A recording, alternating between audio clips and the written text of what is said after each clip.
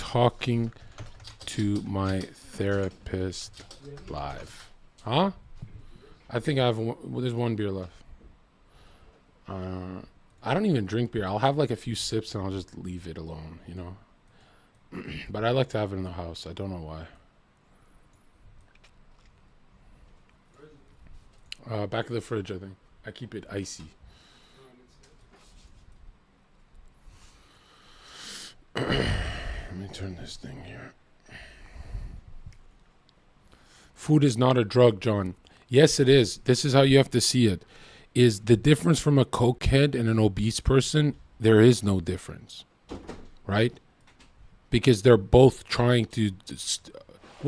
he's saying food is not a drug. I'm saying an obese person and a guy who does cocaine, they're kind of both have the same issue. They have the same exact issue, right? Yeah, of course. Okay, get on the mic. You're not on cam.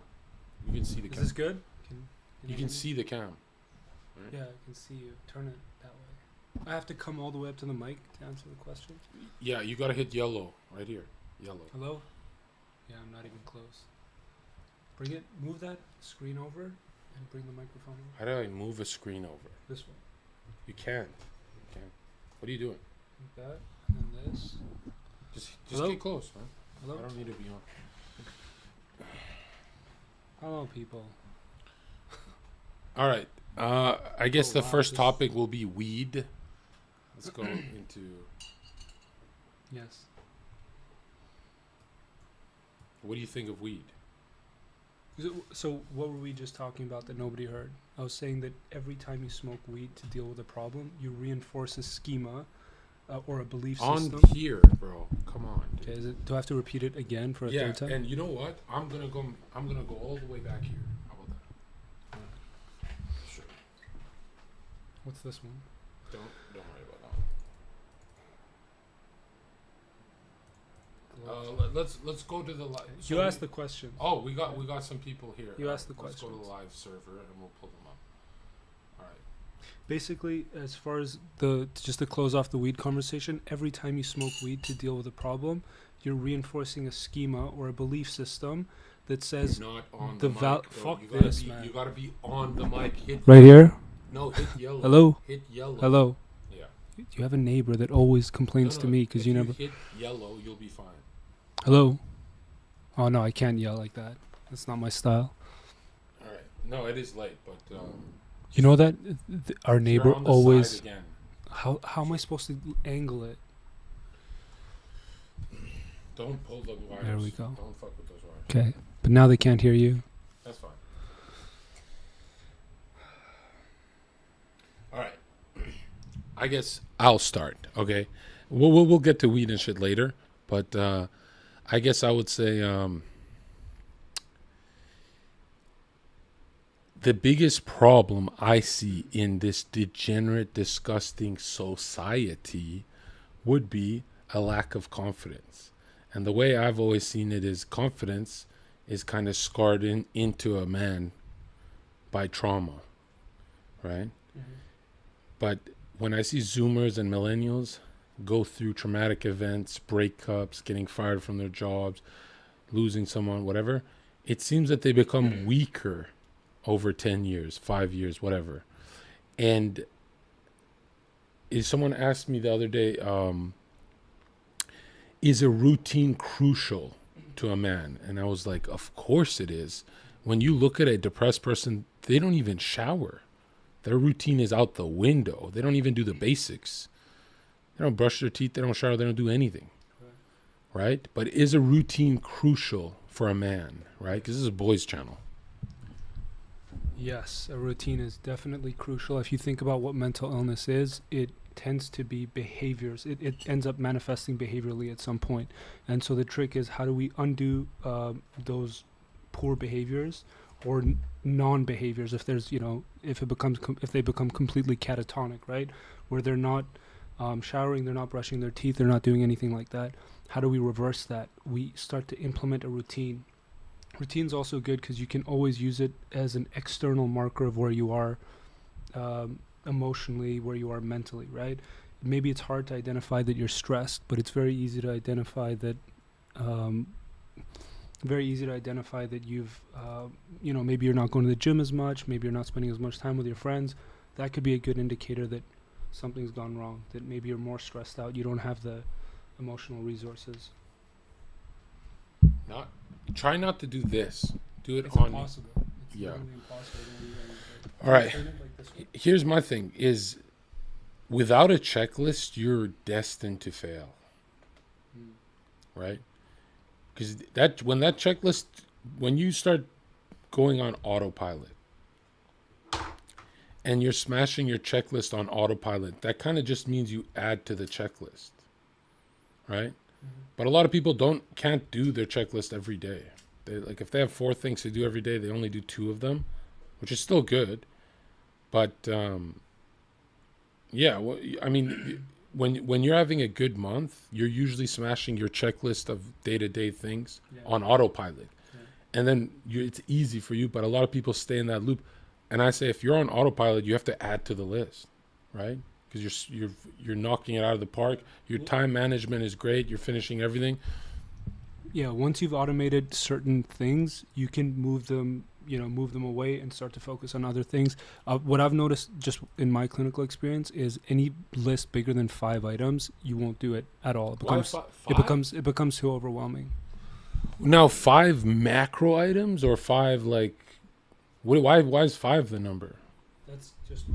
That's just what I've noticed in my experience. I think at like over 4 or 5, it starts to feel like, there's this idea that you have to complete all of them. I've had people had lists of like 25, 30. They never start. Of course, okay. I wouldn't either. All right. Yeah, and sometimes 2 items is kind of retarded because the way I see, if you want to be a high-functioning human, go look at presidents or let's say Vladimir Putin, Donald Trump. When you look at their schedule, did you know everything on their list is 15 minutes long? Everything they have to do in a day is only 15 minutes, right? Then they go on to the next thing, right? So each policy is like 15 minutes plus all the background work of like Congress and all that. But go look at the president's schedule. It's everything he's supposed to touch on is 15 minutes. And then for a big one where they get Chuck, Nancy Pelosi in a room, that will take hours, maybe days and weeks. But really, every day it's go look at a president's schedule. It's 15 minutes. And I'm like, how many things can you go through like that? Then I started thinking, wait a minute. Yeah, you can do a lot in 15 minutes if you're engaged, right? No, I do anything. You cannot do anything in 15 minutes. It's impossible. You should devote some time to doing certain things. There are certain things that don't take more than 15 minutes. I don't think you need to do more than a 5-minute meditation, for example. Well, but there's a lot on the president's plate, so obviously you can stretch it to an hour each item, right? Or how would you do it? Like, because you're always doing something productive. Yeah. I just think about it from a counseling perspective. We have 50 minutes, and it takes dozens of sessions just to get into the meat of it. 50-minute sessions, imagine, weekly. And that's not enough time. So I can't imagine you're going to figure out how to fix the highways or whatever in 15 minutes. But they don't. I know they're not doing it. They just sign it, right? There's 1,000 other people working on it. Okay, but so in a counseling session, it takes a couple sessions till they actually start being honest? Is that how it works? Because I know that when people get a therapist, there's a lot of blocking and deflection and what's that? Yeah. So there's different types of resistance and stuff like that. But for the most part, I feel like I'm thinking about my clients. When they come in, they have an idea about what it is, usually, and so it's just sometimes you have to motivate them, get them to a place where they're ready to, hear certain things. I've had so many sessions where we figure out the solution, it doesn't hit, and then 10, 15 sessions later we get to the same solution and it hits. Okay. It's so strange. Does that make sense? Yeah, that actually does make sense. Because I'm thinking you have to be ready for it. No, I'm thinking of in fitness, there's a diet you implement, it doesn't work. Then weeks later, when you adhere to the diet better, it does work. Yeah, because you're ready for it. Yeah. You're in a place where mentally, emotionally, physically, you're ready for it. Yeah, and that's what's weird is if you're not ready to give up an addiction, nothing can save you. But it's weird. Like, so your job is to like, can you know when someone's like ready or no? They just. Yeah, of course. We there's different stages of preparation. Like we can assess for that. But counseling does also have what we call motivational interviewing, which is we're trying to increase the level of motivation in the client. So we first motivate them to get to a place where they're just talking about it. Let's just talk about the addiction, and maybe they're not in a place to fully accept it. At that point, what we do is we start to create cognitive dissonance. We start to, okay, this belief contradicts with this belief. This addiction is incompatible with the values that you have, that you say you have. Give an example. Basically, we're just trying to get them to a place where they're contradicting themselves, where they're saying, my drinking isn't a problem, for example, and then we point out all the ways that it has been a problem. When you create that cognitive dissonance, the brain doesn't like that. There's so much friction that either the belief disappears and the addiction kicks in harder, or the addiction starts to sort of get more accepted. There's more of an acceptance of the addiction, at which point then we can start to work on it. Yeah. Okay, yeah, mods, can you guys give 7-day bans to anyone talking about anything not related to this? Right? Yeah, get the fuck out of here, bro. I get so derailed, bro. Right? One guy wrote, Jill is making a sandwich. Who gives a fuck? Right? It's not my sandwich. But hold on. Do you point out the contradictions, or do you let them come to the conclusion? You'll point out and say, no, drinking's bad because of this. So it depends where you are with the client. I mean, obviously, first couple sessions, you don't want to challenge the client because it might come off confrontational. Once you build the rapport, once you have a sense of trust with the client, and they're more likely to trust you, even if you say something maybe more direct. At that point, maybe you can start to point out. And I tell my clients, I'm like, can I challenge you for a second? Because, you said this, but now I'm also hearing this. Like, how do you sort of reconcile those two ideas? Oh, you actually give them a head? Yeah, I tell them, yeah. I don't want to, my worst nightmare is to come off like that therapist who thinks they know everything. Like, I just got you. That's like the worst therapist. I would never go back to that person. Those people exist? Yeah, I had a therapist like that. He'd like trap you. And it's like, what the hell? We're in this together. What's wrong with you? Yeah, sorry, I can't even open chat because they're really, really pissing me off. Right? Fuck these guys. When I get derailed, I don't know what to do. You know what I mean? Do you know what I mean? Derailed. Yeah. And I don't see any chats that are like if I look here, someone will be like, "What's your shoe size?" I fucking hate. I did sub mode only for weeks because I hated that. Right? Huh? It's just a fucking how you say, they think they're funny. Like they're like, oh, I'm gonna be a troll like Zherka. You're nothing like me. You're a fucking loser. You're a fucking loser, bro. You're not a troll. You're not a if you were a troll, you'd go live. If you were a troll, you'd go live and make a fucking dollar trolling. You sit there and chat pretending to be me. No, fuck that little bitch. Fucking pissing me off. They derail podcasts to like lose 400 viewers, bro. They're fucking snakes like that. And mods don't do shit about derail. They sit there. Guys, mods, fucking get strict. All right? And another thing, this community, stop trying to be me. If I put you on a fucking podcast, stop. What? You're to fight your community? No, come on. Okay, no, you're our guest. We don't usually do, guys, he's our guest. Come on, we got 1 hour. Let's do this. Okay, we're not fighting today. Anyways. Okay, so I guess the biggest thing I see with Twitch, YouTube, and society, which is kind of all the same now, is what's up with all the beta male behavior, right? And I don't mean beta male as in like a little bitch. I mean like they're almost caricatures of beta males. Like they're proud and they're. Do you know what I mean by beta male? It's like constant, like people who just gave up on themselves. How do you build confidence? Confidence is a characteristic of identity. So I work a lot with identity. Oh, right? That's so big. Yeah. So I have a lot of clients. Actually, most of the people I deal with have either the idea is that if something traumatic had happened, there's a sense of a loss of identity, which can happen, right? I mean, if something extremely traumatic happens to you, you can imagine how you start to think, oh, everything that I worked on in myself, none of it meant shit. Something traumatic, something from the outside still penetrated that. So the idea is usually where there is a trauma, we're trying to reintegrate an identity. In some cases, we're trying to integrate identity for the first time. Man, you're so lost. Yeah, no. Should I go? No.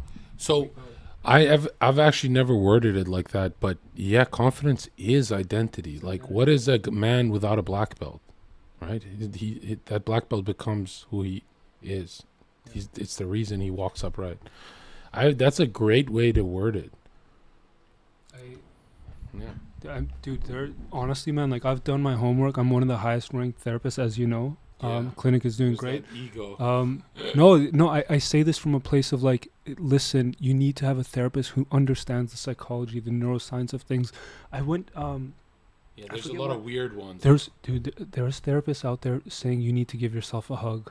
I swear to God. Bullshit. She said this therapist that I heard about through somebody else told their client to imagine paying $150 for and they tell you just need to give yourself a hug. I'm in there thinking like, okay, we need to integrate identity, we need to identify values, we need to create a life that's compatible with those values. Because I'd rather have the hug, dude. Wait, how do you even give yourself a hug?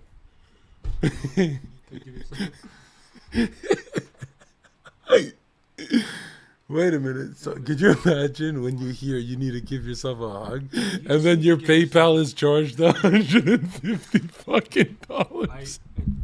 I was so embarrassed to provide that kind of therapy. I was like, I'm definitely going to be like the first intention of counseling is that you're just listening, right? That's the whole point, that you're an ear for somebody, you're a soundboard. But I was like, no, I want to know my shit. I want to know when a client comes up to me and sits down and says, hey, I've been struggling with depression, like what is it? I want to understand it spiritually. What is depression? Depression is a sense of feeling trapped. That's the best way I've heard it. The best way I've sort of interpreted from dealing with clients. And sometimes you can't even identify what's trapping you, limiting you, making you feel restricted. But if you can, and we've talked about this before, the control aspect, if you can reinstill a sense of control over your life, depression disappears. In most cases. Of course, there are some cases where there is a chemical imbalance and it's very, very difficult. How rare are those chemical imbalances? Are they even worth mentioning, or are they like 0.001%? No, there's definitely people. There are people that we've tried. No, because we have what's called the stress diathesis model. So it's this idea that diathesis, meaning predisposition, we're predisposed to maybe have lower levels of serotonin or dopamine or other monoamines. And so then it just becomes about, there's the diathesis, which is the predisposition, which is genetic. And then there's the stress component, which is the traumatic stressor.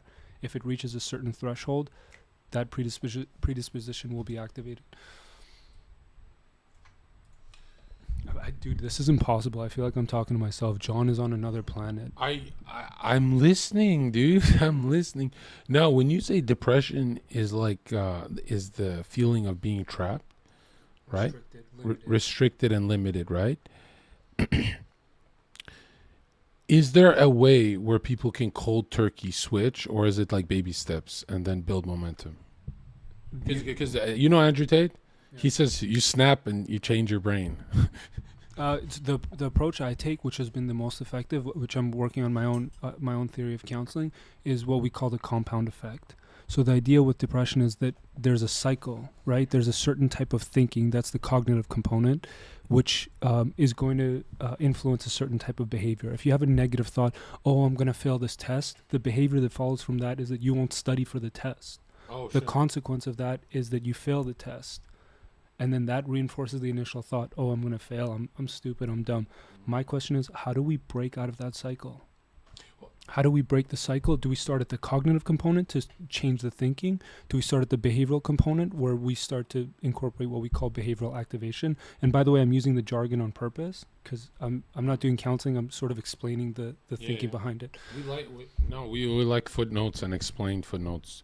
But is it, when you hear those motivational guys say, just don't be depressed, just snap your fingers, and is it baby steps and build momentum, or is it like Has anyone ever cold turkeyed just changed their brain in a day?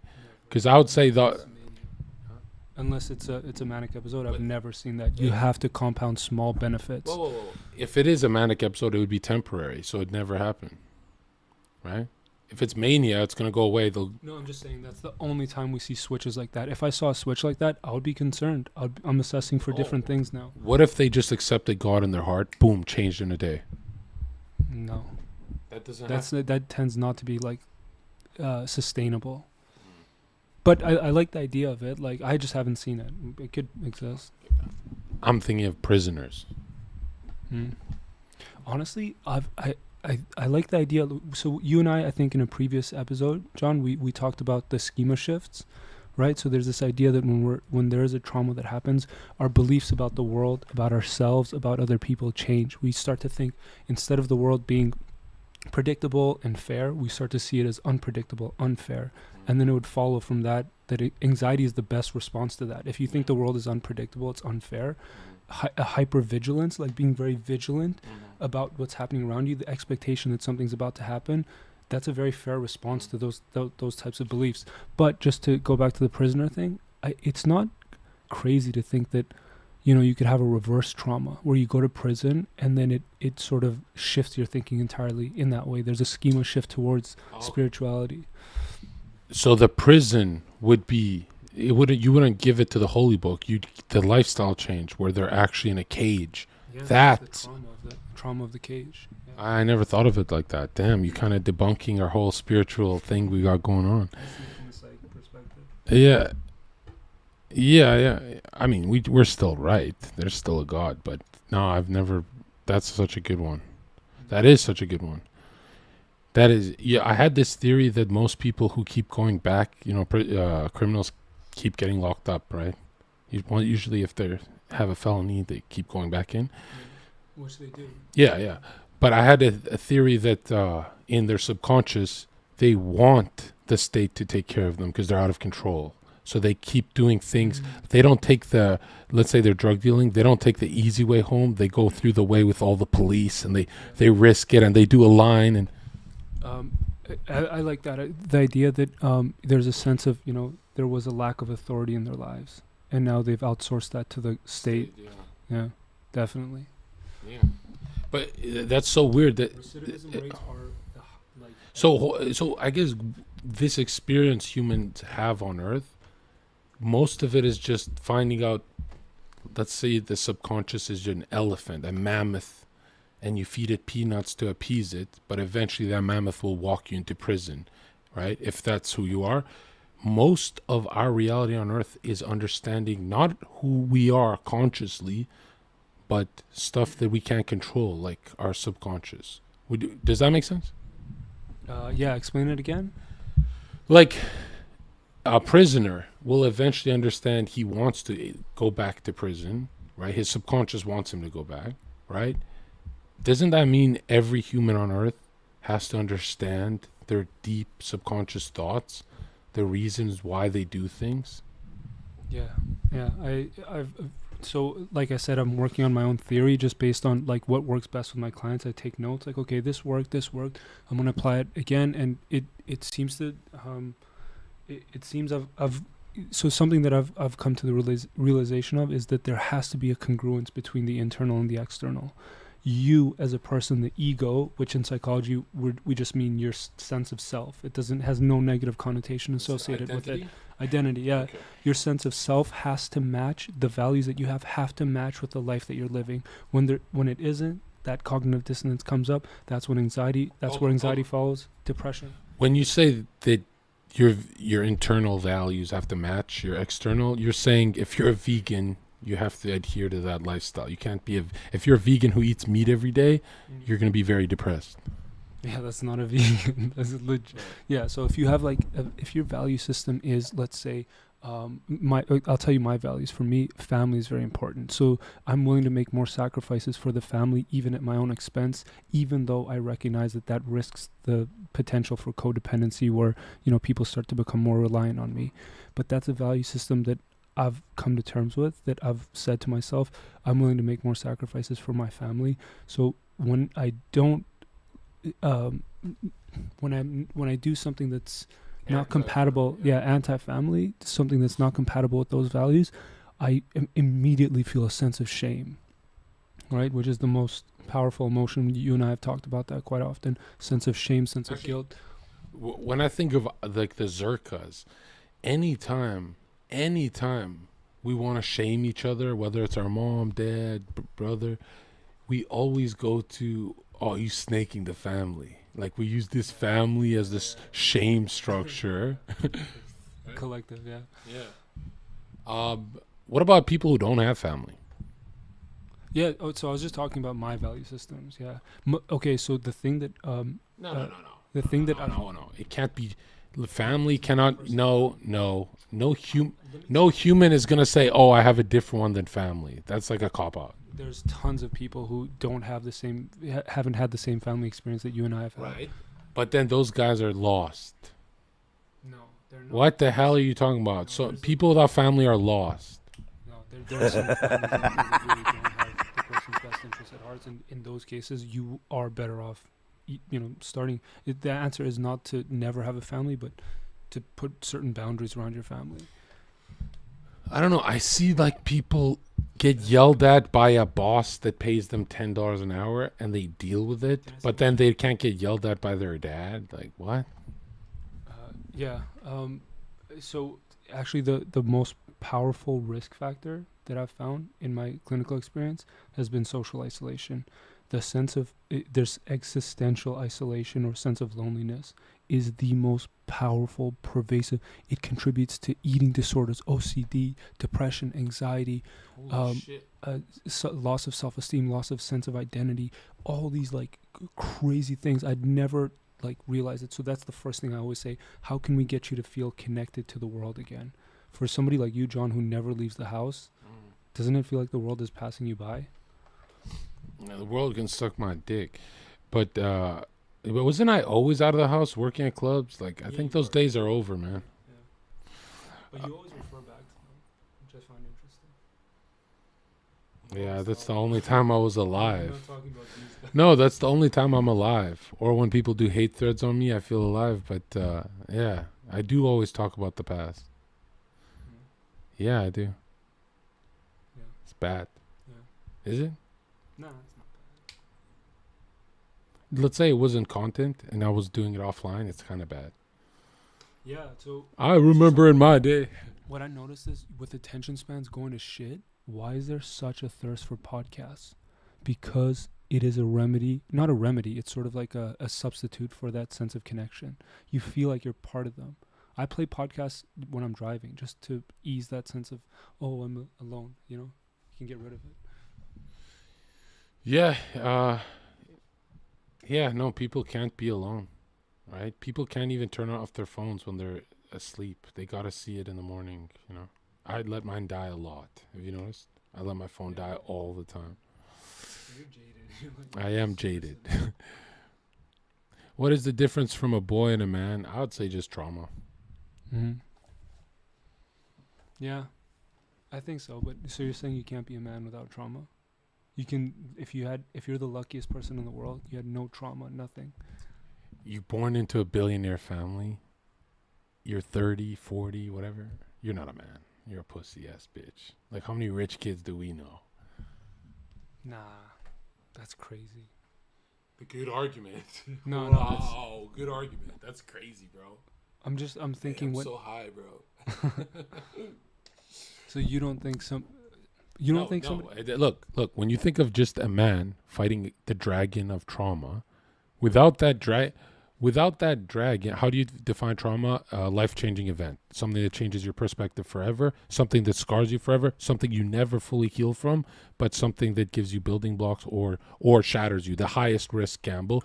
But a man has a dragon, and that dragon is trauma. Look at little boys, man. Come on. Little boys don't get their hearts broken. Little boys don't get fired from their dream jobs. Little boys don't deal with loss, right? So, well, two things. So, first of all, trauma, the way we describe it is that there's a schema. Friendly care package inbound. Apex Jono donated $5. Ask about Maslow's hierarchy of needs. Is there truth in it, and can your brother break it down briefly? And what? In Maslow's Do we have to answer that? Yeah. Yeah, Maslow's hierarchy of needs is definitely like. Is there truth to it? Yeah, of course. The idea that you could focus on.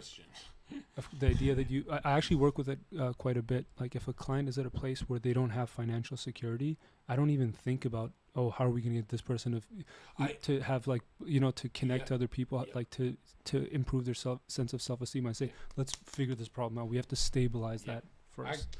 Actually, the number one advice I give when people are like, I want a girlfriend, I go, are you broke?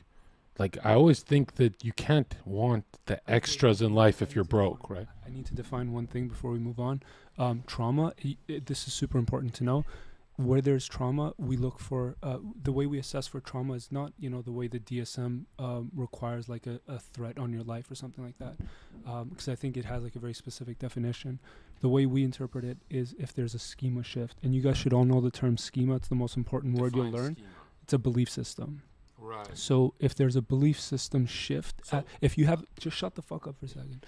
If you have an experience, a negative experience, if you have a negative experience that shifts your belief systems in 3 dimensions with regard to yourself, to other people, and the future. You're my therapist. What? You can't no, say I'm not shut your the therapist. fuck up. No, I'm not. Yes, you are. I'm your brother. No, you're my therapist, bro. Shut the fuck I'm up. paying you. Whenever. You fucking say it again, bitch. Say it again. Say it again. See if I don't fucking light you up. All right, guys, listen. He calls me to be on the show. He's like, come answer these questions because I'm out of content. I get on the show, and he won't let me fucking answer. All right, answer this. Answer your fucking schema shit. Come on, schema, Andy. Tell us about it. Sorry.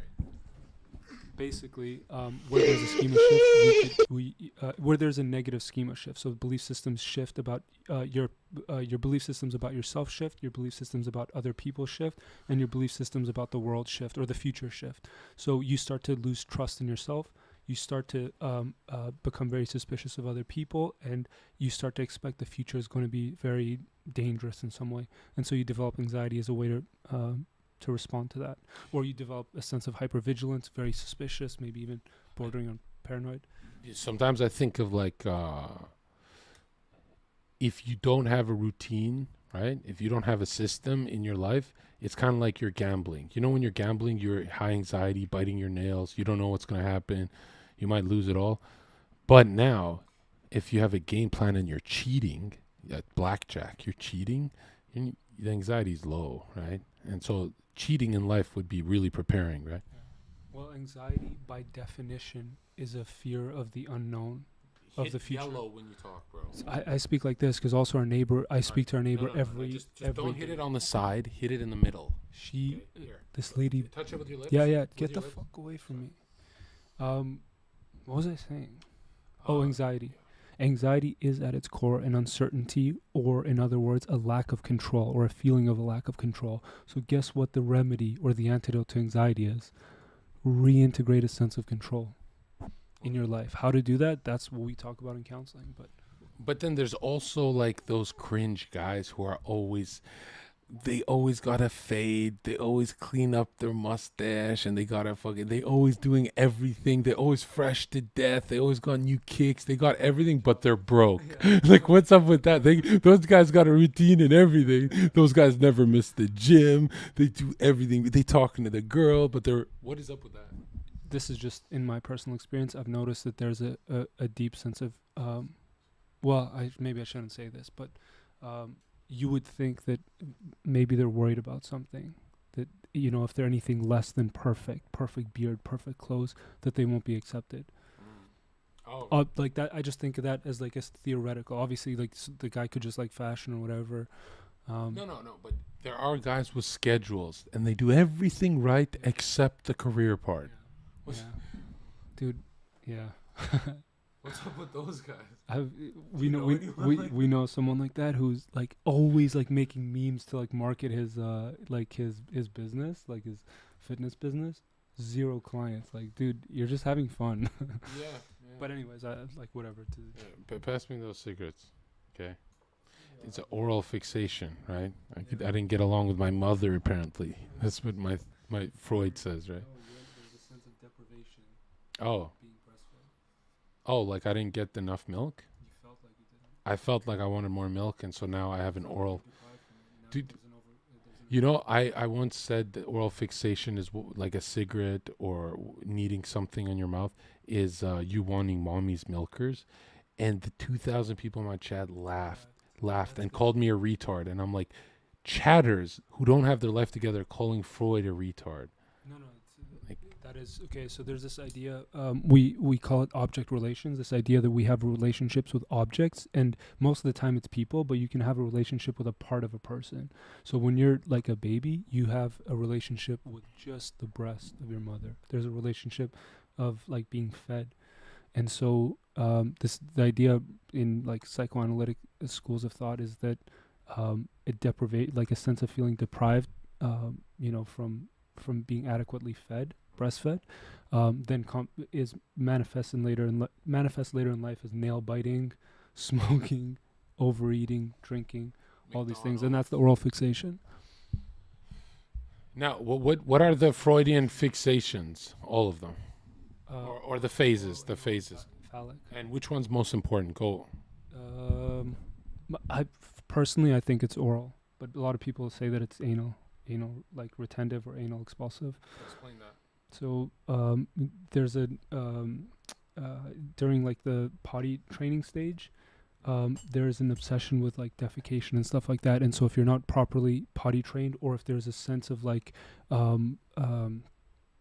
hysteria that builds around it, the parents are like, oh my God, you have to go to the bathroom right now. The child internalizes that, and then as a reaction formation to go to the opposite extreme, as an adult they become very anal, what we call anal retentive. So they become very clean, obsessively clean, things like that. It's a way to sort of compensate for that sense of a feeling of like disgust and dirtiness, and that was made big by their parents when they were kids. Oh my God, that sounds like me. I've never in my life taken a shit where I didn't shower after. I've never taken a shit in a public toilet. You've got all the fixations. What's the other one? Oral, anal, and phallic. Wait, phallic? Yeah, I think so. Sorry about the blowing smoke in your face. Is phallic? What about for women? How would that work? How would phallic work for women? It doesn't. It doesn't? Is that where that penis envy comes in? Someone said that is a lie, Eden. Zakari, join voice chat and debate my brother, or we're permanently banning you for life. You have 10 seconds. He's calling you out on it. What is it? He's a feminist trying to stop Freudian. Do you know what I find so crazy? When you say penis envy, everybody will say that's disgusting. Freud never meant it physiologically. He's a doctor, of course he's going to think about it from those terms, but he meant it symbolically. When you turn that definition and make it symbolic, all of a sudden every feminist is on your side, because every feminist recognizes that Patriarchy. That's the patriarchy, right? Every feminist wants equality with men, right? So it's not penis envy. Don't think of it that. It's status envy. That men have that status that they make $1 for. Easy, JP. I'm saying, did Freud also talk about the penis is external, penetrating the world, and not being penetrated, and women envy that forward kind of? Yeah. So he makes the argument about how like our personalities are manifestations of our physiology, like of our what do they call it? Sex organ? No. Of our like penis and vagina. Yeah, sex organs. Yeah. No fap, definitely. What do you think of no fap? It's like a religion on. Yeah, very powerful. Those communities, going back to this idea of isolation and loneliness, if you can find a group of people who like support you. I'd say no fap only works with if you have a career, because if you're no fapping and you just do nothing all day, that sounds like a serial killer, bro. The problem with fapping is that it's literally it's like a drug, right? The porn that you watch on your phone or on your laptop, that's a drug. every time you masturbate or watch porn, you're sending signals to your brain. You're reinforcing this idea that you're reinforcing this immediate gratification that actually puts you at risk for all other types of addictions as well, right? It puts you at risk for losing a sense of self-control, right? Yeah. Does that make sense? Yeah. I mean, if you fap like 5 times in a day, how can you ever feel like you're in control, right? From a psychological perspective, and pornography tends to come up with a lot of my younger male clients. I think it is something very common for our generation. I go straight to the root of it. There's a sense of loneliness, a sense of isolation. That's literally what porn is. That's the purpose that the porn and the masturbation is serving. It mimics, it substitutes, it recreates the sense of connection. It's a cheap connection, but it kind of like scratches that itch just for the second, but the damage you're doing is profound. Well, think that reward system you're talking about. Let's say you go play football, right? It feels good, kind of like the fapping. Why is that one better than fapping, right? Because let's say you're not a football player, right? Let's say you're not a football player and you're just playing for fun. Like you're just playing for fun, right? I guess that one's productive because it's building good character traits. Well, first of all, that one's also releasing different neurotransmitters and like different chemicals like endorphins and things like that. Of course, with sports and things like that, there's a mindfulness component, right? Yep. So you're focused on the moment. You're not thinking about the future when you're throwing a football. You're not thinking about like, yo, what do I have to do tomorrow? Hold on, I'm going to get to that. And also with sports, there's a mastery component, which is very good for strengthening your sense of identity. You don't have that with pornography. Pornography is always porn. You think of it this way. I mean, how many people are still watching the same kind of porn they were watching 2 years ago, 3 years ago? Never. Because you build a tolerance to it. It is an addiction like any other drug. Right. I even say for the guys who don't let go of it, I'm like, don't ever leave that home page. But they always go deeper. They always leave the home page. They go deeper and deeper, right? Which is crazy because I guess there was like studies that show it's the same effects as heroin when you're watching porn, like in the brain. That's crazy, right? And why I think it's bad to waste the dopamine is apparently dopamine is the most effective tool at learning. That if you're interested in a subject, you're really engaged, right? But how interested in that subject would you be if you just fapped? Like if I'm reading philosophy and I just fapped, think about that. Yeah. What's the question? Like studies show that a fighter on Adderall learns fighting faster because of that dopamine, right? So if let's say you do cocaine and you're watching Game of Thrones, now you become a master at Game of Thrones. You remember everything, even with a drug that blurs your memory like cocaine. That dopamine makes you a master at the lore of Game of Thrones. It connects everything. You can explain Game of Thrones perfectly. Same with fighting. If you're an MMA guy, and the dopamine really makes you learn the fight game faster. Or studying for school. You see these guys on Adderall in law school, right? Yeah, but you can't outsource the work to porn. You can't outsource the work to Adderall, to psychedelics, to microdose. The microdosing thing drives me crazy. The psychedelics, it's like, hey, I know how we can stop addiction. Let's use a different drug. Like, how is that a solution? You're still reinforcing. It's not a drug. But you're still reinforcing the same schemas. That there's nothing internally that will help you overcome it. There is something external. When you outsource that work, of course, then you become very susceptible to the external as well. Yeah. I'm curious because I always ask the psychedelic guys. I'm like, so God put you? They'll be like, oh, there's a magical force, and there's a creator, but we don't know, blah blah blah. Like those LA girls. Like I believe in a energy, right? Which is so cringe. But I would say like I would ask these psych heads. So God put you on Earth broken until you find a manure shit covered mushroom. Like you need that to complete your development. That makes no sense. Yeah, I don't know. you guys can probably tell I'm really like anti like any drug. I ask we used to do this when I was doing my practicum at an addictions clinic, as part of my master's program. I would watch like the head therapist there, and he just asked them like, how much do you think you spend on weed, or how much do you think you spend on alcohol this month? When they calculate those, and we not force them, but like we encourage them, like, yeah, like no, like honestly, like, well, how much do you think you spend per day? Okay, let's multiply that by 30, 31 days. When they get to that number, there's like something clicks in their head. They're like, wait, I spent $800 this month on weed. No, hold on. Throw it my way. I would say the number right here.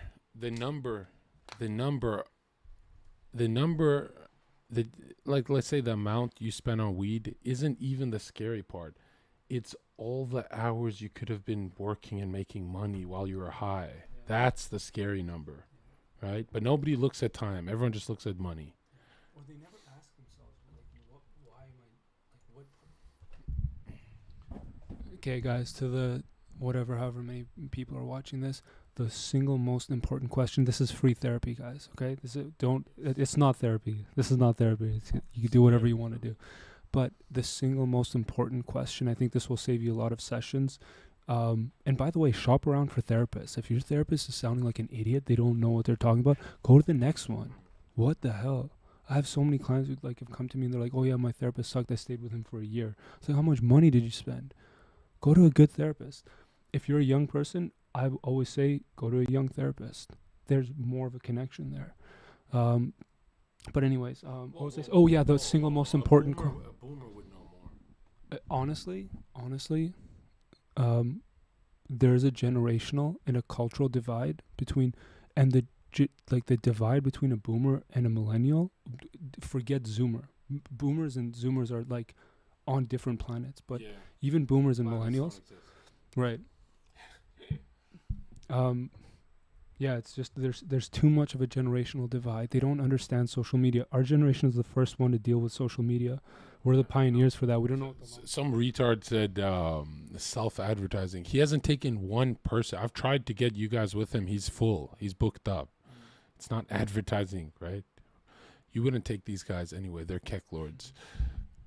I'm not allowed to work with American clients. My insurance won't cover that. So I don't know what the fuck you guys are talking about. You have to get on a long wait list to see me. So yeah, it's not. Listen, the thing that I wanted to say earlier is the ultimate question in therapy. I've said this before on your show, but ask yourself, what purpose is this behavior serving? Why am I smoking weed? What purpose does this serve? Well, just to get high and have fun. No. No, that's not the truth. Be honest with yourself. Sorry, I should say be honest with yourself. To run away from thoughts. Okay, so what are those thoughts, and why do you need to run away from them? I'm weak, and my father doesn't like me. Mm-hmm. There we go. My father's not proud of me. That's why I smoke weed, right? But when I'm high, I don't think of my father calling me a fucking Reddit loser. But that's a very different response to, oh, I'm having fun, right? Yeah. And then that brings up a lot of questions. So maybe watch some Hassan Piker to really get a grasp on the intellectual perspective. I don't know who that is, but you don't know who that is? Dr. K? Is that Dr. K? Well, what's your thought on these people who say give yourself a hug? Can't they get sued? Right? Like how can you get away with saying to your client, sometimes you just need to give yourself a hug?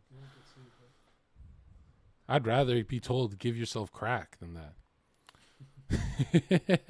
that. That's crazy. I can't believe people are out there saying that.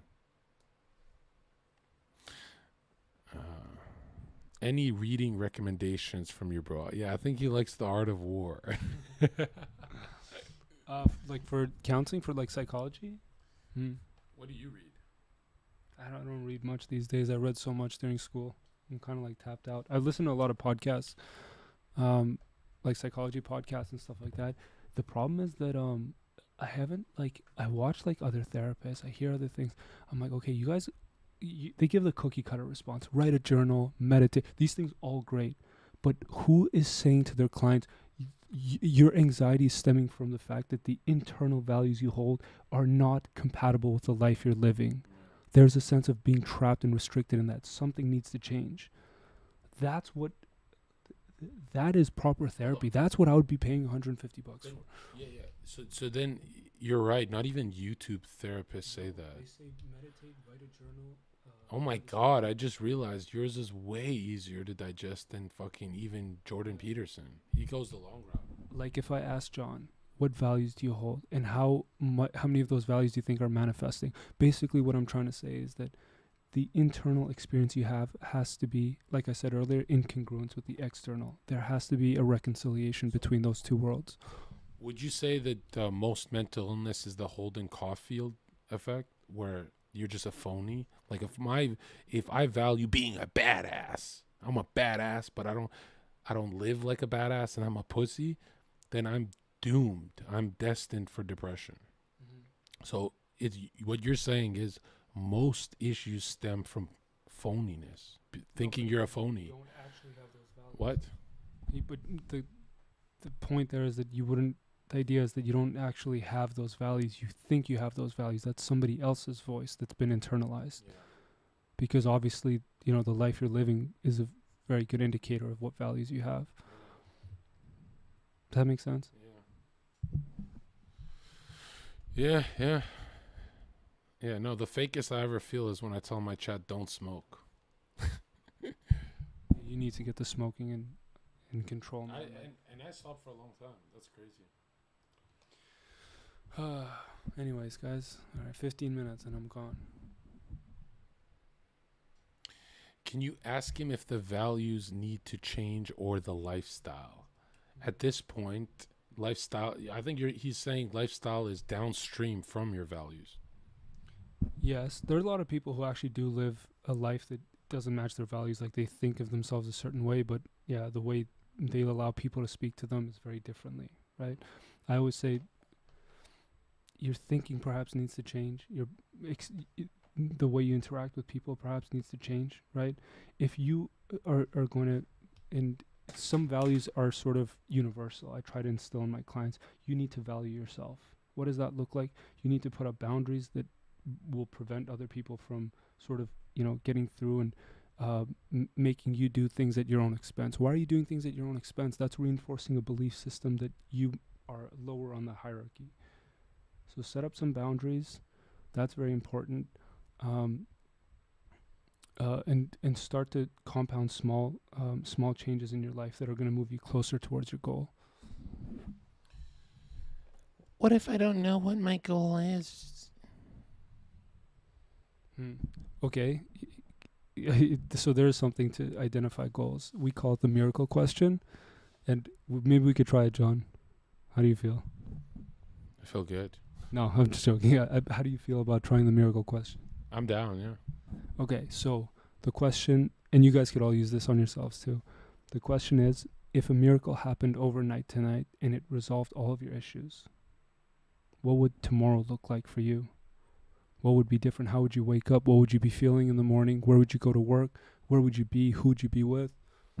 Is it bad to say I'd just go live and still do the same thing? Like if I won the lottery today, I'd still go live, right? I need to expand because I think I need to expand my consciousness to the world. I need to be marked in history, right? So, yeah. If all my problems were fixed, I'd go live. I'd do the same thing I always do. What would be different about your life if your problems were resolved tonight? Would you wake up in this bed, in this house? Damn, I don't know. Where would you be living? No. I think I'd be on the beach somewhere.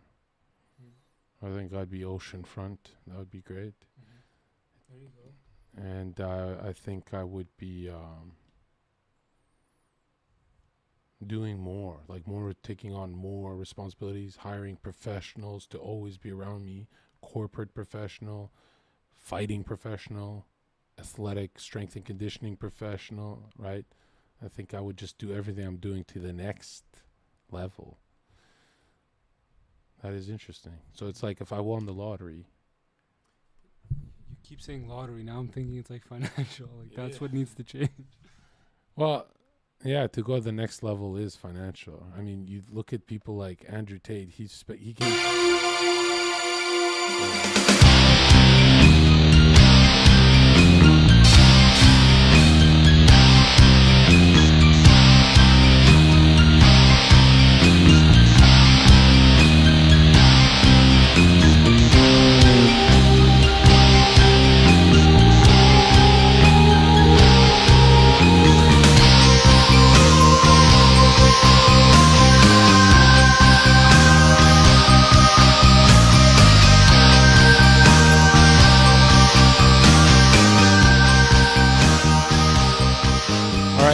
Everyone who got a subscription, there should be 100 thank yous at CEO and CEO. Is that all you got? I mean, you transform to the highest level. I don't have a higher level transformation. When you go Ultra Instinct, I guess you're done.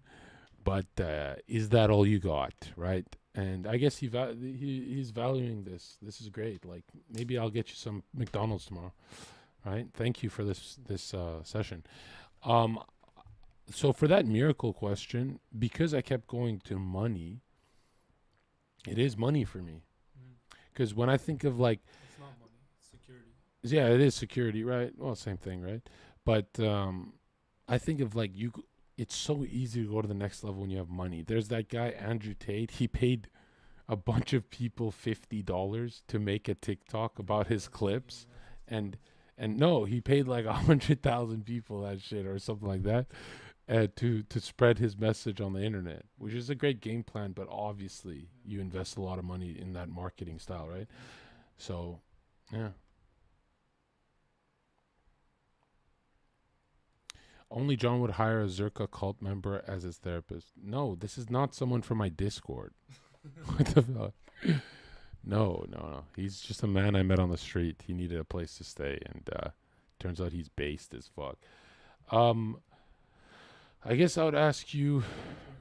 No. I guess I would ask you. Can you get Eden to talk to that one cuck who wants to be a streamer? The one whose girlfriend cheated on him? No, Sayla. No, I gave up on that guy. Right? That guy's a troll.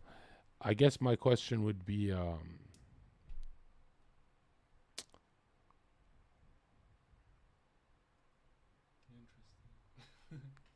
I guess my question would be.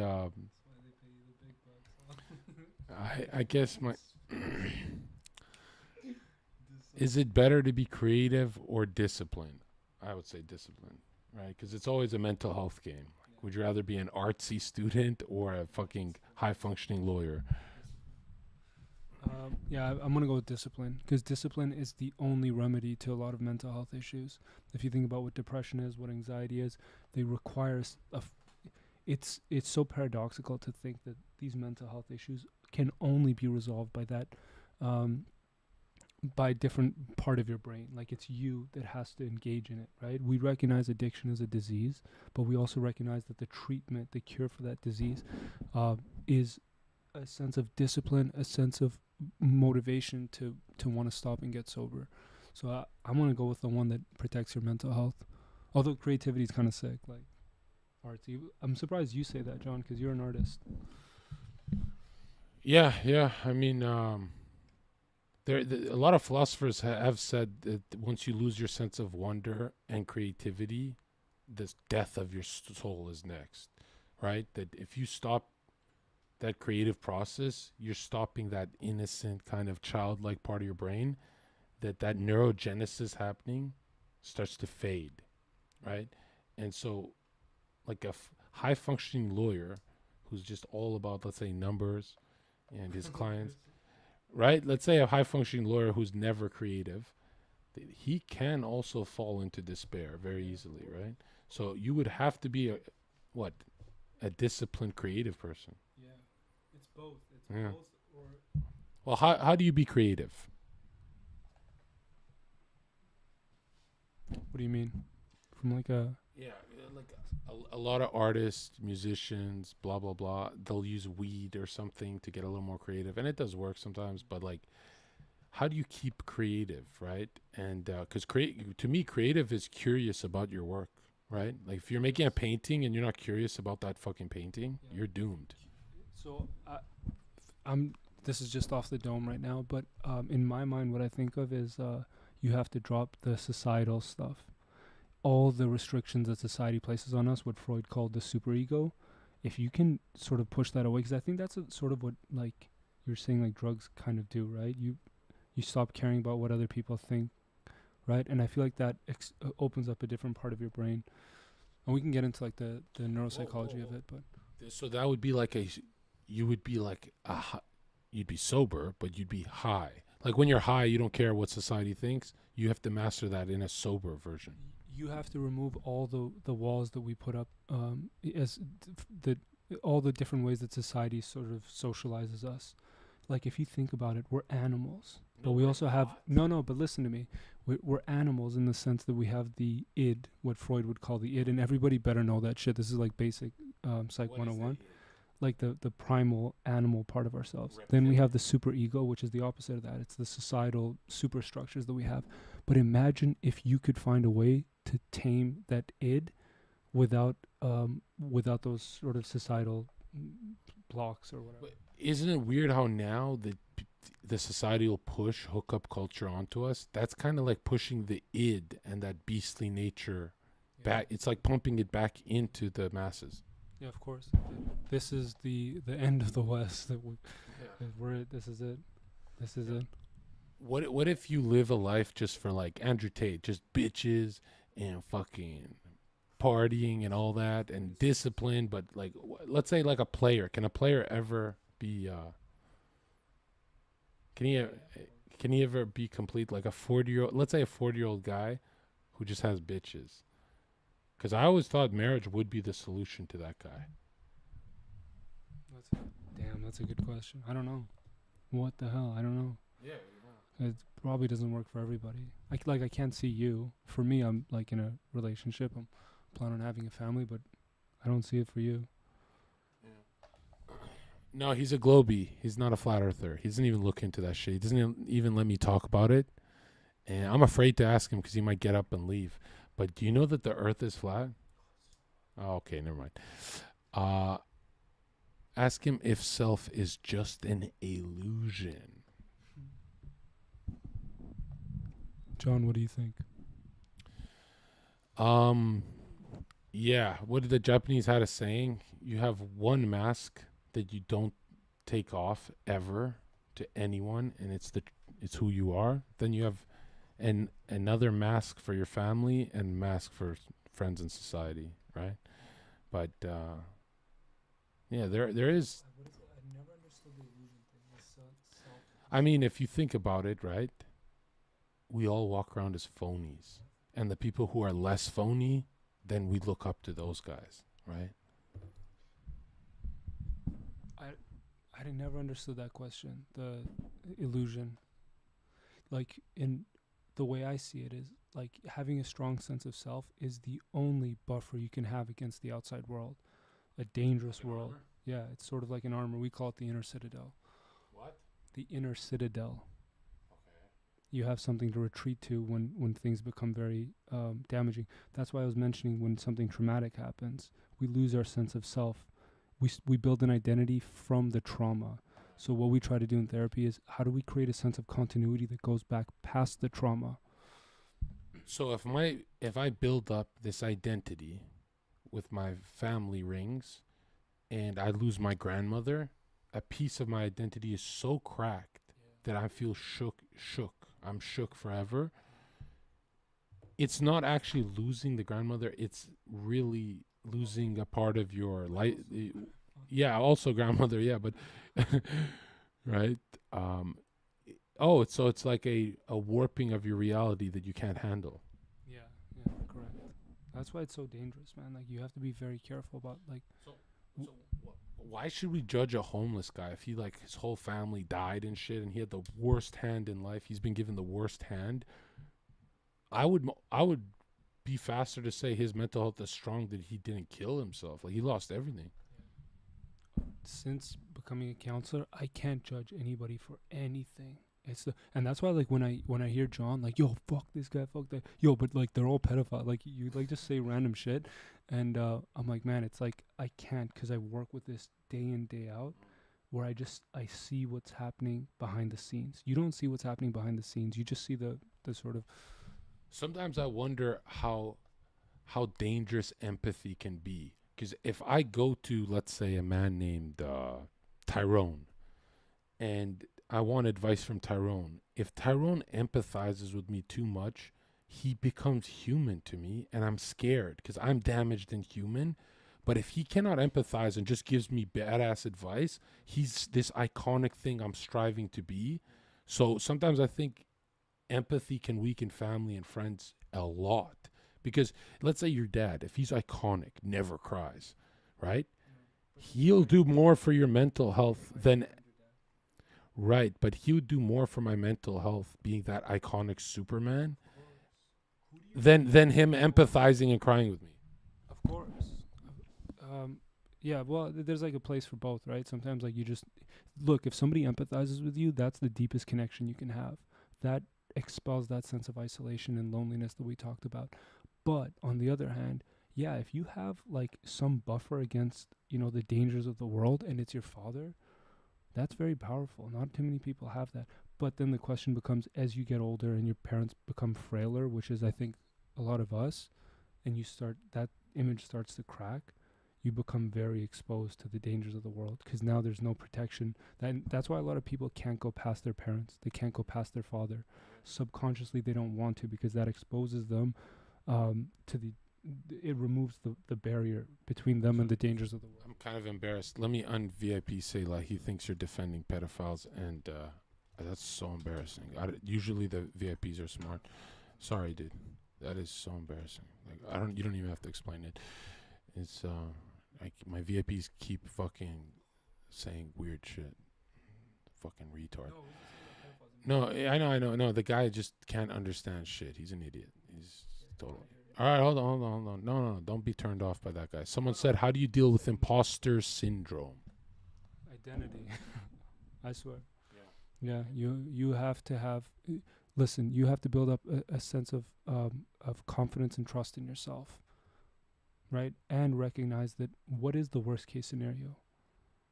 Really, what is the worst case scenario? And by the way, now I'm just kind of speaking more openly, but... I would say the worst case scenario in today's day and age is not even being broke, but it's walking in and watching your wife getting fucked. Yeah, facts.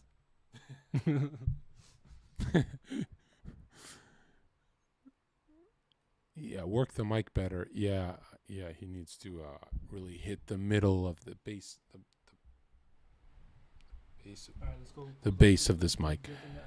All right, what are the last questions before he goes? All right, I'm going to the beach. I'm going to go to the beach with him and his girlfriend tomorrow because he did this for me. So what are the last questions? I got you, bro. Now we're even. The root of depression for most men, he did say it's an identity thing, right? Yeah, I agree. Well, I'm not going to debate that. Well, if I'm being honest, I think there has been sort of like a push to destroy the inherent identity we have in being men.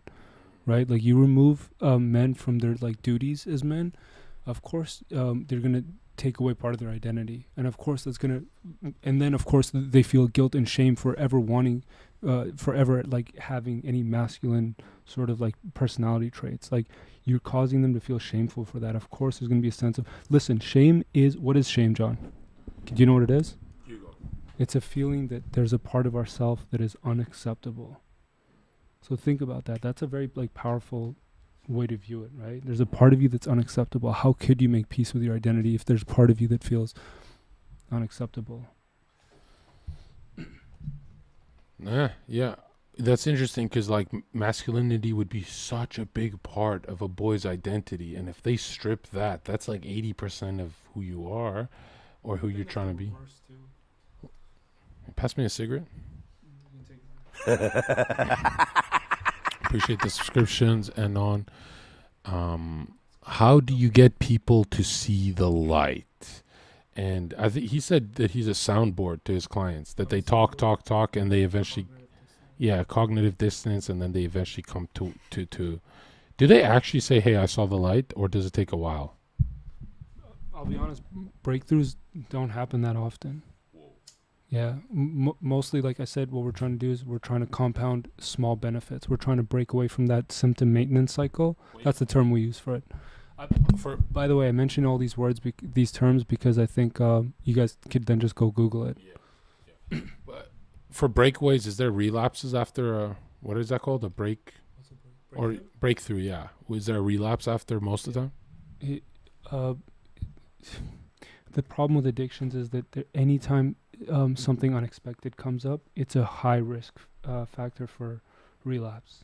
Or in those cases, if there's a breakthrough, usually what happens, just sort of more theoretically now speaking, and I guess it just in the clients that I've worked with, there's a sense of complacency that comes up. And then, you let your guard down, and then you find yourself hanging out with people who drink, for example, and, from there it's a quick two-step to relapse. Someone said, what's his take on your breakup? I don't know what he means by that. We didn't really break up. But, well, give a better question. Sorry for these guys. Ask Eden if our values are inherent and universal, or if they come from our upbringing. He says it's both. Not a 50-50. No, there are some.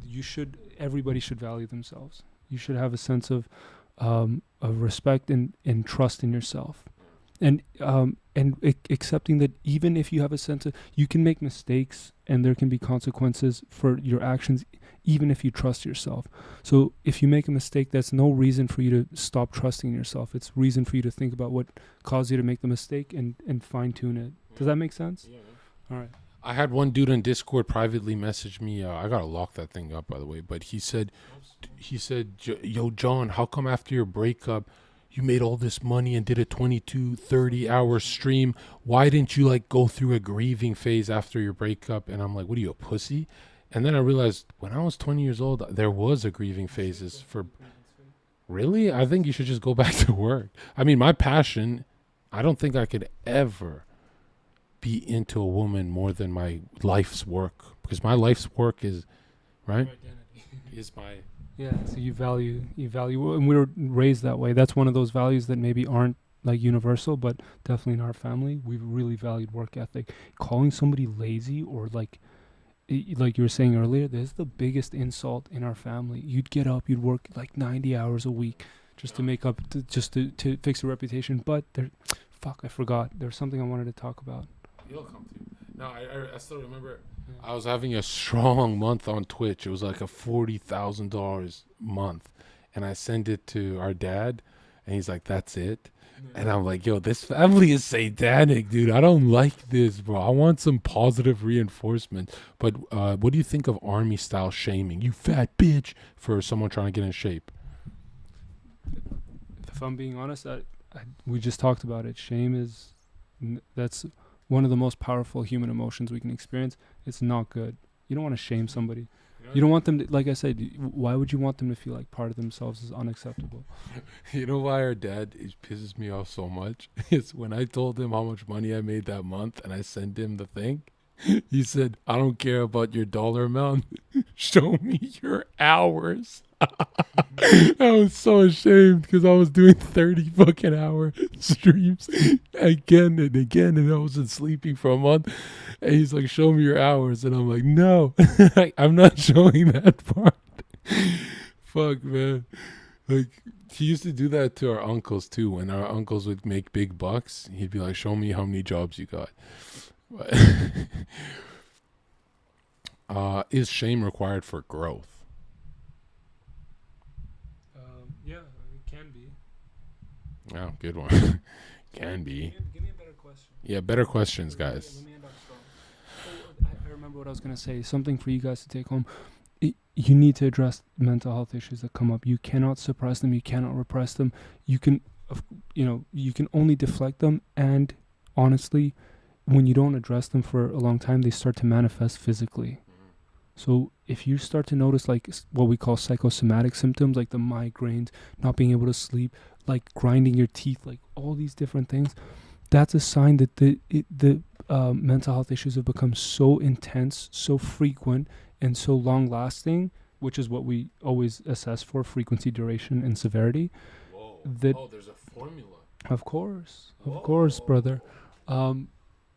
They're manifesting physically now, and so that's a symptom of a late stage, a more severe mental health issue.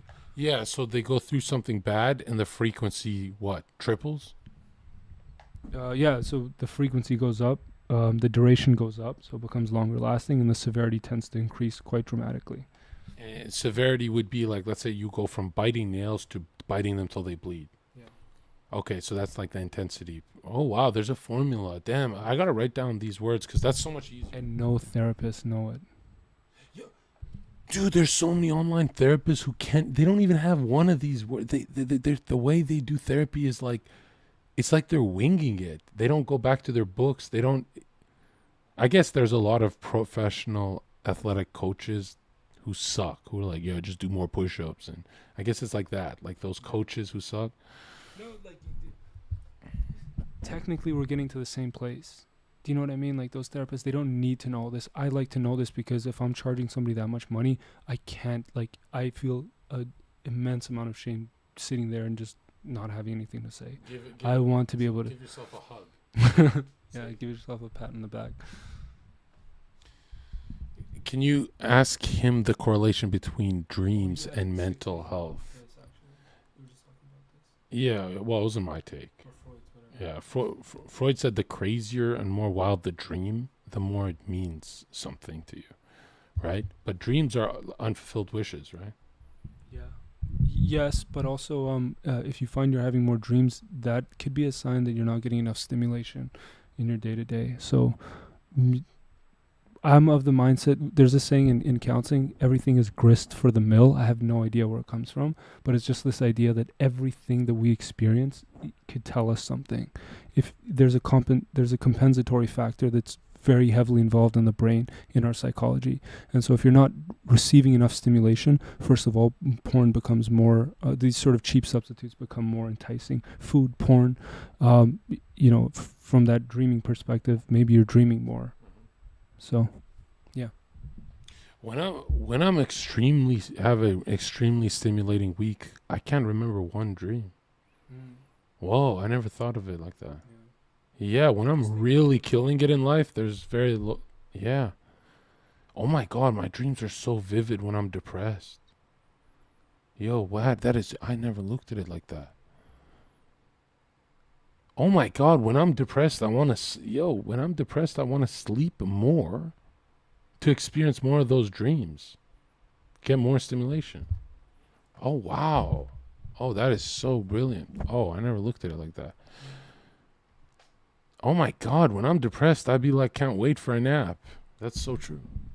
I'm just curious, in the 1 hour that we've spoken, this is probably like 10 sessions worth of material, because of course we're like, the therapist shouldn't be talking for we should be talking less than a third of the time. Okay. There's a lot of people who don't really know what counseling is, so they're kind of waiting on the therapist to explain things, but I will say, I hope you guys are able to take some of this stuff, apply it to your own life, save yourself some money, No, these guys are actually stupid, because when they'll be like, this is the best advice, Zherka, or your brother's giving gold, this is gold, but they won't write it down.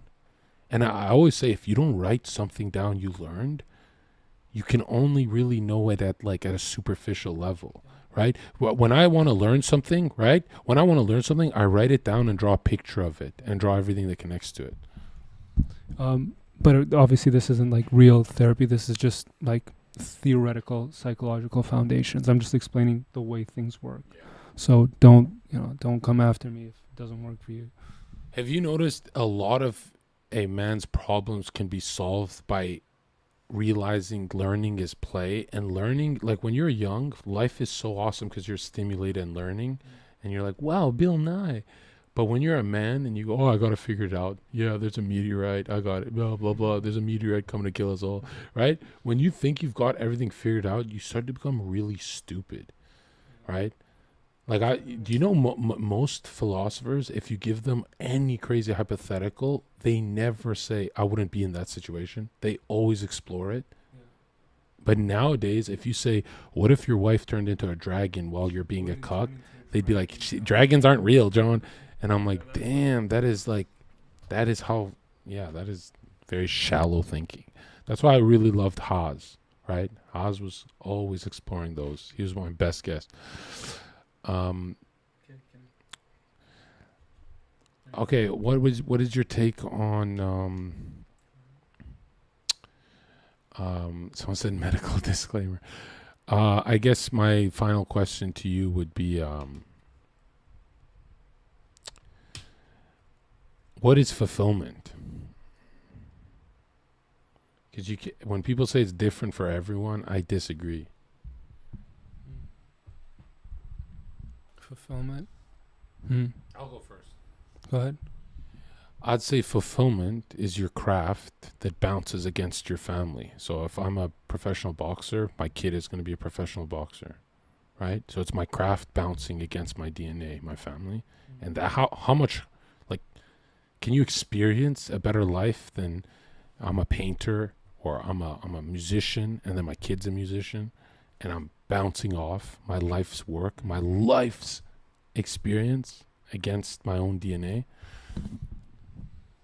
Yeah, but that seems like really subjective.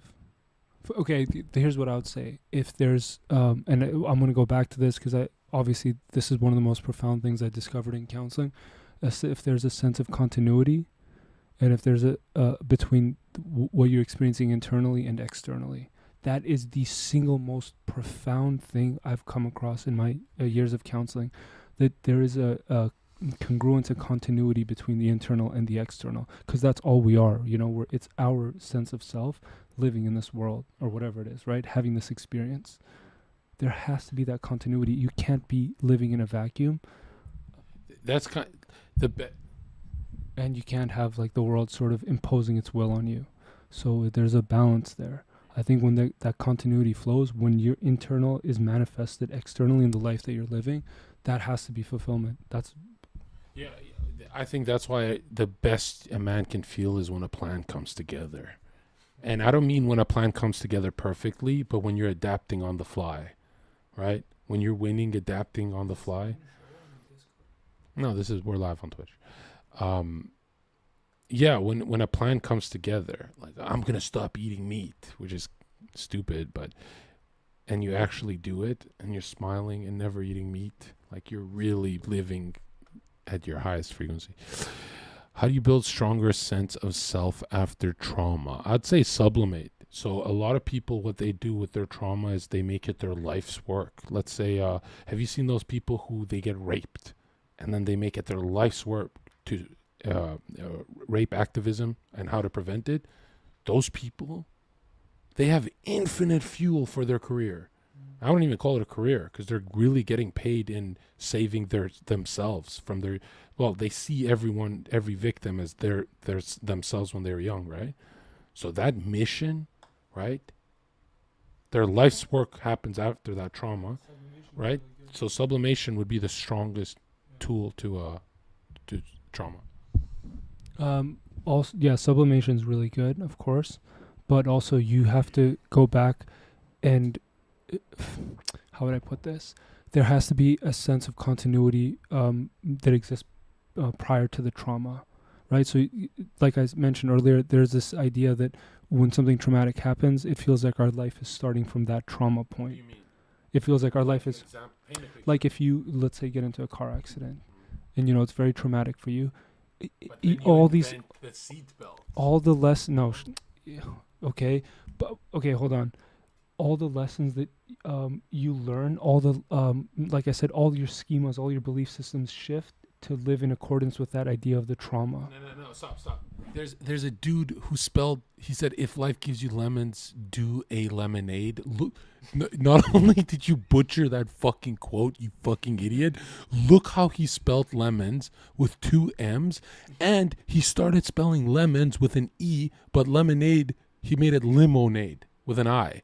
So it's like you had a piece of it correct, but for lemonade it changed. Tell me that guy, that man's hopeless. You got to admit no one can save that guy. Even if he's ESL, he doesn't have. Even if he's some ESL, he has no excuse because he started lemons with an E, right? I know he added an extra M. I'll forgive that. He's ESL, but if he started le and changed it lemonade with limonade, you know that guy has the worst DNA on earth. You know it wouldn't be an ESL problem, right? There's no continuity between his lemon and lemonade. That guy is fucking hopeless. And he said, I know. Bad writing. Look how he wrote writing. WRIGHTING. This guy with the pink. Right here. Look at my mouth. That's hopeless, bro. This guy's hopeless. Oh my God, dude. I want this guy to write a whole essay. That would be the greatest fucking...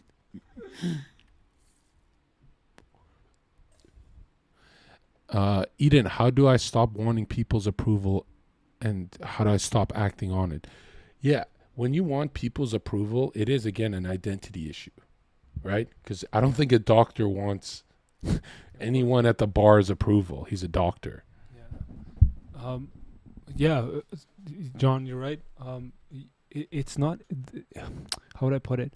There's a lack of a sense of identity in yourself. And when I say identity, I mean you don't have a good foundation of your beliefs and your values.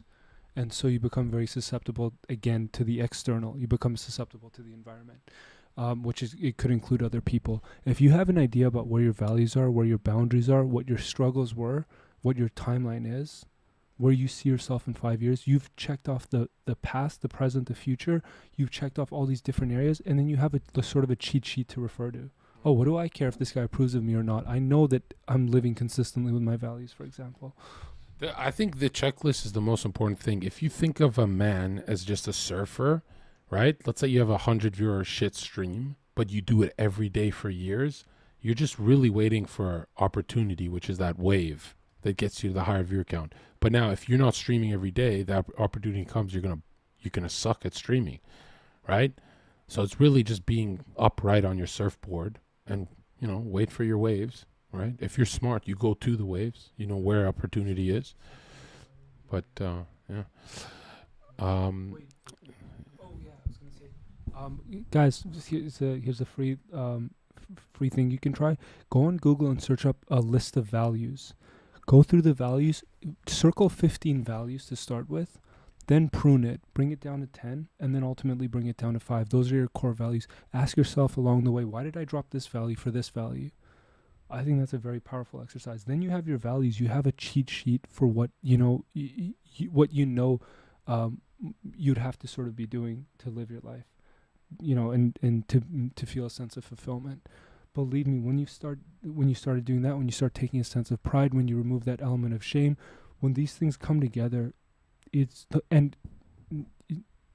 most powerful thing, first of all, and second of all, it's going to act as a buffer against the traumas of the world. You have something internally to look at. If you are struggling with something traumatic that happened to you, you need to go back and assess whether there is a strong sense of self still, because trauma can destroy your sense of identity. It shifts it, like John said, the best term that you've said all night, it warps your reality. That's very powerful. I want to use that in session. Yeah. So that guy's so stupid. He said, find your values on Google. So stupid. That's what I said. No, he thinks you need Google to do this.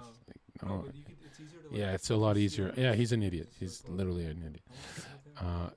I always say, if you show me your search history, I'll know who you are. If you're watching Minecraft all day, you better start a Minecraft channel. You know what I mean?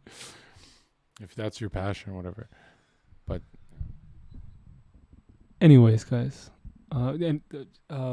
basically, here's what I would do. How do I reintegrate a sense of control over my life?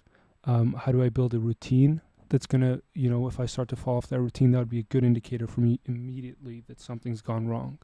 It's hard sometimes when the stress builds up over months. You can identify it, but you can say to yourself, I haven't been to the gym 3 times this week. I've eaten like shit 3 times, 4 times this week. So routine, help reintegrate, or if you have to, create a sense of identity if you've never had one, and reintegrate control over your life. I think you know how reading and writing is like talked about as, oh, humans are really being developed because of these skills. There's nothing more powerful than writing. If you think of writing down, like, let's say 10 commandments, instead of that, let's say it's your routine, right? And you print it out and laminate it and put it on your wall. You cannot have a day where you're off that routine because it's plastered against your, it's on the fucking wall. No, you can have that day, but it's more likely you'll do it if it's on your wall, right? So you need to bounce the idea back and forth. And just kind of like learning stuff. When people learn stuff, apparently the more you touch the idea, it makes zigzag lines between understanding, right? In your brain, right? That you have to keep going back and forth. Yeah. So I like writing. Yeah. I like pictures too. Yeah. Drawing, writing things out. Listen, you're always going to strengthen memories. You're always going to strengthen experiences if you can consolidate them in different parts of your brain. Add a visual component, add an auditory component, add a somatosensory, so like writing it out, like the act of like, using your hand to draw it out or write it out.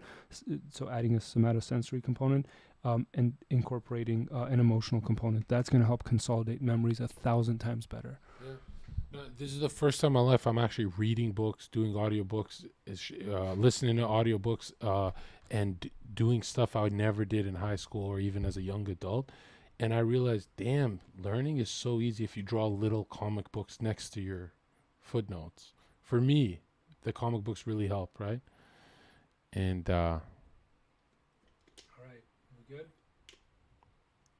I think we are good. Is there anything else, or end this stream off with one last one? Do you want me to finish? No. You want me to finish on you? I've worked in it, so I can't.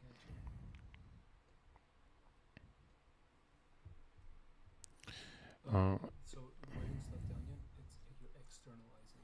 When you write stuff down, he's saying you externalize it. Oh, right, because Friendly care package inbound. I get that. Nosferatu, you donated $5. Thank Eden for us and bring him back whenever he is able to. I would like to hear more of his knowledge and psychological takes. Yeah, I never actually ask these kind of things when I have sessions with E, but man, I still remember when you told me, look at your analytics for when you smoke weed and you don't, and look at how much more money you're making when you don't smoke weed. And I never, ever smoked weed consistently ever again. I was like, wow, you're good at this. And you always spoke to me about money, because I didn't really, even when I quit smoking for like a year and a half, you were like, you'll stream better without it. You never said, oh, quit because it's unhealthy. You knew exactly what my psyche's about. Like, I was trying to fetch $1 in this. He should go on Joe Rogan. Yeah, no. Him and my older brother are geniuses. Like, imagine if I couldn't bounce my ideas off you guys, I would be a caveman bouncer idiot. Right? This is like a nice space.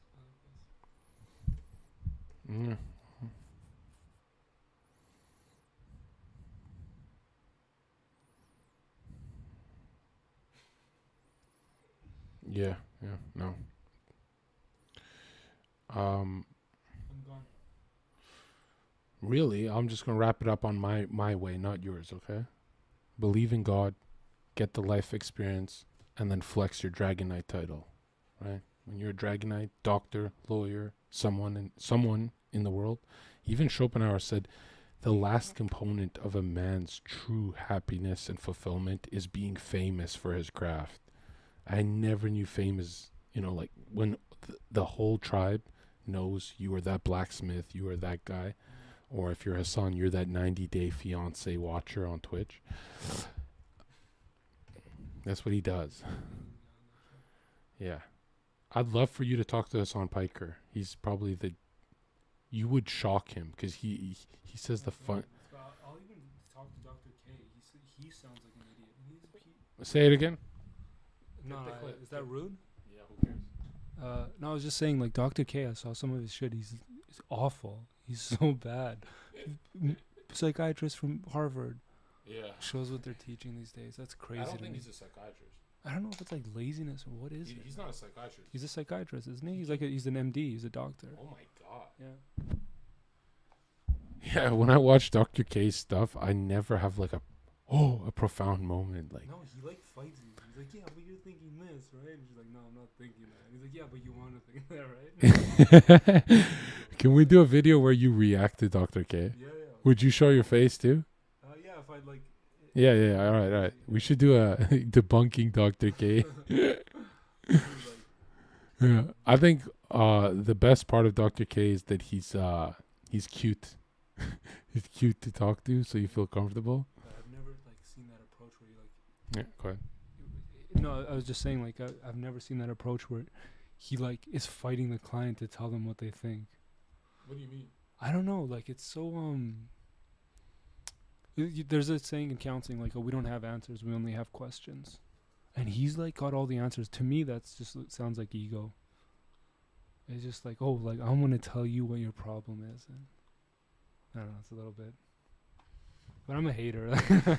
Yeah, when I watched Dr. K, my chat was convincing me to like him, and I bit my tongue for so long. Where is he now? And I don't know where he is now, but dude, there's people who said Dr. K is better than Jordan Peterson, and I was like, what? Because have you noticed for self-help, right? Jordan Peterson says dumb shit, but for self-help, he's pretty good. Yeah. He's really good. I always say like, yeah, what, like politics aside and everything, like when he sticks to his craft, like he obviously knows his shit. That's a guy who like did the research. Who's, Yeah. I don't know. No. Anyways, guys, I'm gonna take off, guys. Have a good night and yeah. Thank you for coming, and I'll see you at our McDonald's date, I guess. All right.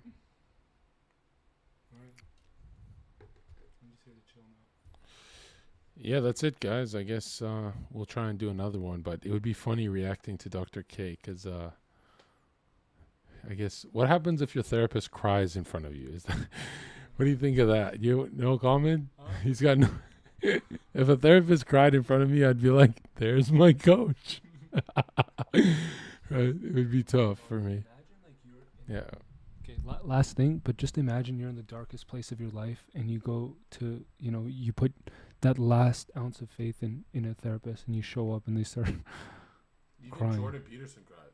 No, like like I've gotten emotional, like some of the stuff that like my clients have told me, but I'd like to look away or something, and I usually am pretty good about like not, like I won't cry or anything like that, but it does like get you some of the stuff you hear. That is the cutest thing is that a lot of the clients for a therapist, for a good therapist, they see you guys as like superheroes, right? Yeah. So it's not good to, your ego will like explode if you feel yours. Even doctors feel like superheroes, you know that? The way people talk to doctors, right? All right. Thank you for coming. Ladies and gentlemen, that was Dr. K. That was Dr. Ketamine. Someone called Dr. K Dr. Ketamine in chat. You have no soul, dude. Don't ever insult Dr. K here. Okay? Dr. K gives great advice like that thing he once said. You know the thing. What was that thing? If your brother's a superhero, you are a supervillain. Hey, I'll take that any day. As long as I'm someone, right? As long as I have identity, right? And identity. I'll take that any day. Any day. Right? Very good, he says, right? We have another question, all right? No. Question is, okay. Yeah.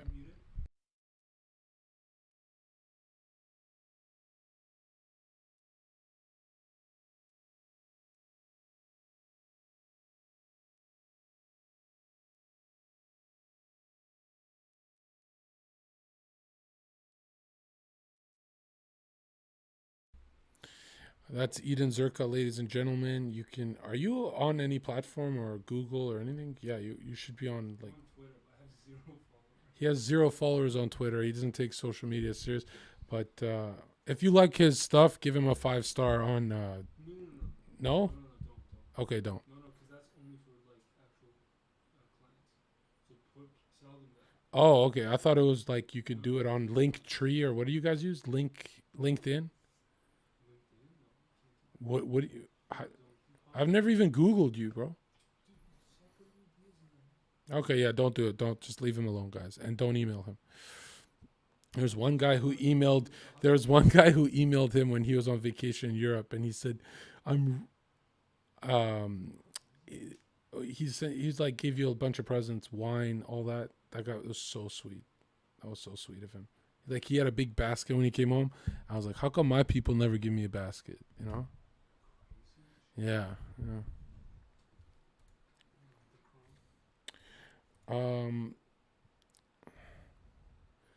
What is good? What is good toxicity in a relationship? Someone's asking. What the fuck? He has a great relationship. Mine's toxic. He's awesome, dude. Someone asked, when are you starting OnlyFans? When he gets some fans. People have like professional OnlyFans. No. Maybe they can't go on there.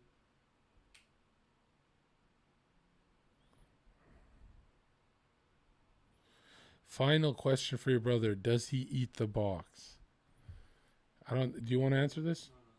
He says no comment. You want to answer it? Yeah. Should I answer for you? Should I answer?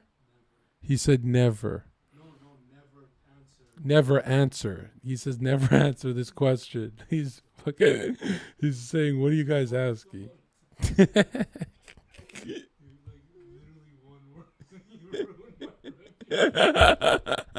They always ask the crazy shit. I can't have professionals on because of this chat.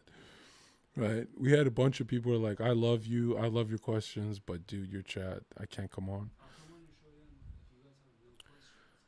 Someone said, what does he think of crystallized IQ? Oh, my God. That's meth, bro. That's crystallized meth question.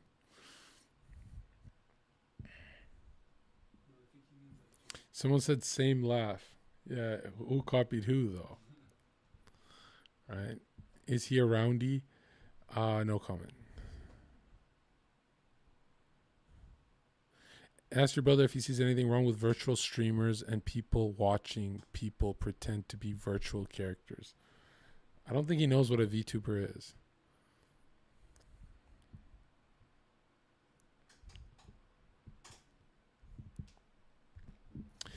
Aztec says, love the Zherkas. It's funny because he's obsessed with Aztec culture.